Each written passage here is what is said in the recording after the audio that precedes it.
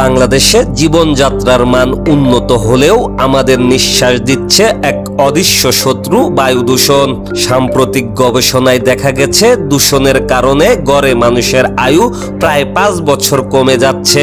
ঢাকা, নারায়ণগঞ্জ, গাজীপুর সহ বড় শহরের বাতাস এখন বিশ্বের সবচেয়ে দূষিত শহরের মধ্যে।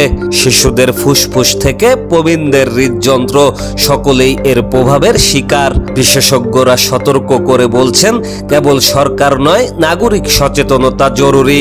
শহরে সবুজায়ন বৃদ্ধি, শিল্প ও উৎপাদন স্থানে সঠিক ফিল্টার ব্যবহার, নির্মাণ কাজে ধুলো নিয়ন্ত্রণ এবং গণপরিবহন ব্যবহারের মাধ্যমে দূষণ কমানো সম্ভব।